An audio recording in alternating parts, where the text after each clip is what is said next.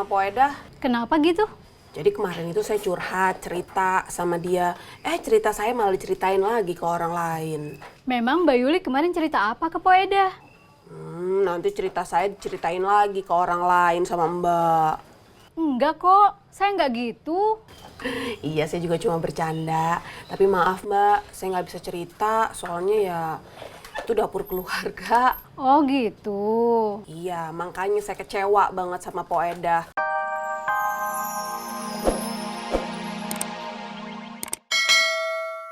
Kenapa? Kamu jangan ngomong soal makanan. Nanti niat saya mengolah Safira jadi batal. Ya, kenapa? Aku lupa bawa dompet. Tenang, nanti aku bayarin dulu. Pesanannya kue tiaw goreng 1, nasi goreng siput 1, es teh manis 2. Aku makannya di kantor aja deh.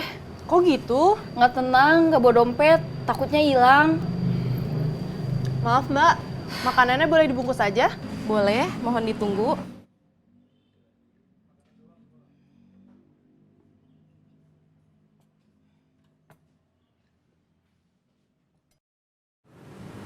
Sampai.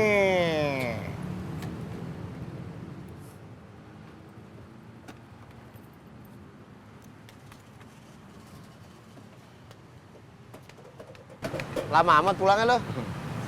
Tadi saya habis keliling nawarin duren.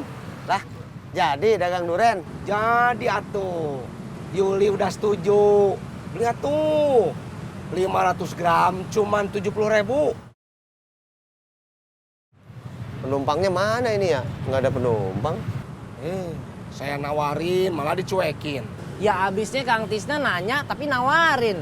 Terus nggak jelas nanyanya ke siapa. Kalau saya lagi jawab tiba-tiba Kang Tisna maksudnya mau nanya ke Bang Ojak, kan saya jadi GR. Saya nawarin ke kalian berdua. Ojak sama Bang Pandu. Bang, beli dah. Lu? Saya nggak ada duit. Lah apalagi gua? Duit mertua kan ada. Sembarangan aja lu kalau ngomong. Maksudnya Bang Ojak tawarin ke mertuanya gitu, suruh beli. Justru itu gue yang mesti ke sono bawain mertua gue duren. Bukannya gue ngasih mertua gue duren habis itu suruh bayarin, pikirannya kagak ada. Oh iya. Lu tuh kan masih ada duit ade lu. Sembarangan aja nih Bang Ojak kalau ngomong. Saya kan abang, seharusnya saya yang beliin, bukan saya yang dibeliin. Nah itu lu tahu ngapa tadi tenggorokan lo enteng bener ngomong nyuruh-nyuruh gue. Udah, saya kan cuma nawarin. Kenapa malah pada jadi ribut atuh? Nih, Bang Ojak. Saya lagi malas sama Poedah. Kenapa gitu? Jadi kemarin itu saya curhat, cerita sama dia. Cerita saya malah diceritain lagi ke orang lain. Memang Mbak Yuli kemarin cerita apa ke Poedah? Nanti cerita saya diceritain lagi ke orang lain sama Mbak. Enggak kok, saya nggak gitu. Iya, saya juga cuma bercanda. Tapi maaf Mbak, saya nggak bisa cerita soalnya ya itu dapur keluarga. Oh gitu. Iya, makanya saya kecewa banget sama Poedah. Saya pikir kan dia bisa dipercaya. Ternyata malah ngomongin saya ke orang lain. Sama aja kayak Mbak Yuni. Saya ki heran loh sama Bu Aminah. Kok yo anaknya dimanja banget. Anaknya minta sepatu, dibeliin. Anaknya minta baju, yo dibeliin. Anaknya minta tas, yo dibeliin. Well adalah biuh. Kok yo ndak ada remnya. Nanti kalau anaknya itu udah besar, terus ngelunjak, piye coba? Ngomongnya biasa aja, Buah. Muncrat tuh. Oh yo. Yo maaf. 15.000. Loh, Buah ditawarin madu plus sama Bu Endah enggak? ndak.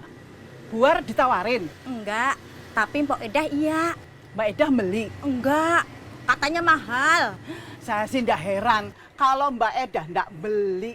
Yang harusnya disalahin itu Mbak Edah. Kok ya nawarin jualan asal aja, ndak dipikir dulu. Masa nawarin jualan kok orangnya lagi kesulitan? Kagak apa-apa dah. Beneran nih? Iya, masih ada. Ada dong. Mau beli berapa? Satu aja, tapi bukan buat saya, buat Mbak Yuli. Kenapa Mbak Yuli nggak langsung pesan ke saya? Saya mau ngasih. Oh gitu. Iya, gitu. Nanti yang ambil siapa? Poedah? Jangan saya. Minta Kang Tisna aja ya. Oh, ya udah.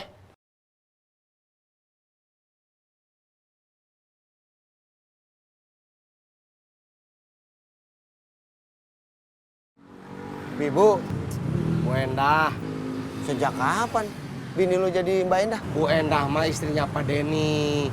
Istri saya namanya Yuli. Bercanda gue tahu. Lagian emang lo ngarep aja bini lo Bu Endah. Nggak mau. Gitu-gitu juga Yuli sayang sama saya. Ya Bu, Kang, bisa ke rumah sekarang? Bu Endah mau minta diantar. Iya, tapi bukan saya yang diantar. Tapi antar pesanan jus plus madu buat Mbak Yuli. Ya udah Bu, saya ke sana sekarang. Jak, feeling kamu hebat. Hebat gimana? Ya hebat, tadi kan kamu bilang saya nggak usah beli madu, soalnya Yuli udah pasti beli. Ternyata bener. Barusan Bu Aina nelpon saya, nyuruh saya ke rumahnya ngambil jus plus madu pesanannya Yuli.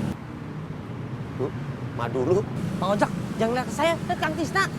Saya duluan ya? Ya.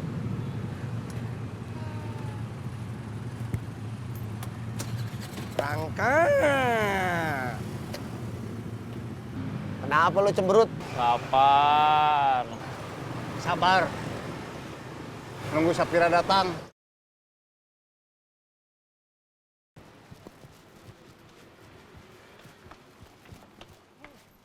Safira sama temannya udah selesai makan. Sapira dan temennya kok makannya cepet banget. Tadi bawa plastik, mungkin itu makanannya dibungkus. Kenapa nggak makan di sana? Saya nggak tahu. Mereka juga kelihatannya buru-buru. Ada apa? Nggak tahu. Perlu cari tahu. Nggak usah. Paling juga urusan kantor.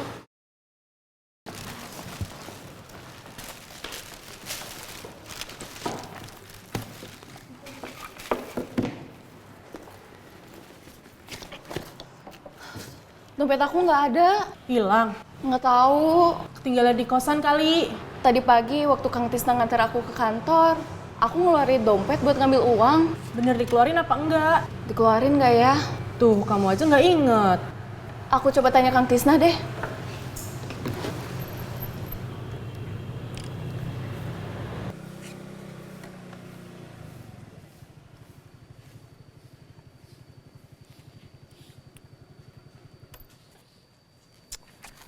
Ya Neng. Kang, saya mau nanya, tadi pagi waktu Kang Tisna nganter saya ke kantor, saya ngeluarin dompet nggak ya buat ngambil uang? Enggak. Benar. Seingat saya, Neng Sapira nggak ngeluarin dompet. Emangnya kenapa? Dompet saya nggak ada. Hilang? Iya. Dimaling? Kayaknya ketinggalan di tempat kos, tapi nggak tahu. Neng Sapira, kenapa nggak telepon aja tuh? Anak-anak kos atau nggak penjaga kos buat ngecek ke kamarnya Neng Sapira. Cuma atuh, kan anak kos atau penjaga kos nggak punya kunci kamar saya. Oh iya ya. Kenapa saya nggak kepikiran ya? Kang Tisna bisa antar saya pulang? Kamu mau pulang? Iya. Nanti aja ceknya pas pulang kerja. Jangan, lebih baik cek sekarang, takut beneran hilang. Kerjaannya gimana? Masih keburu kok. Neng. Iya Kang? Jadi dijemput apa enggak? Jadi saya tunggu. Ya. Berangkat. Kita makan apa? Nggak tahu. Pecel lele nggak jadi. Udah nggak tertarik. Ayam bakar? Nggak lama. Soto Betawi pakai es jeruk tambah kerupuk nggak jadi juga. Nggak. Terus makan apa? Warteg aja. Warteg lagi. Nggak mau. Saya nggak ribet. Apa aja masuk. Oke.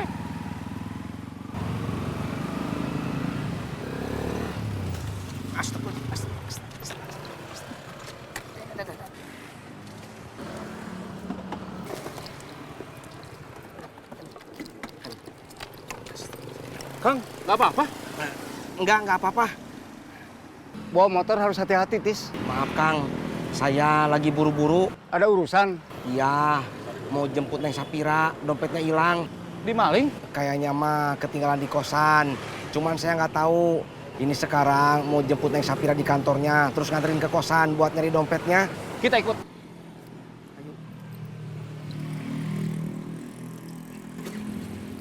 berangkat.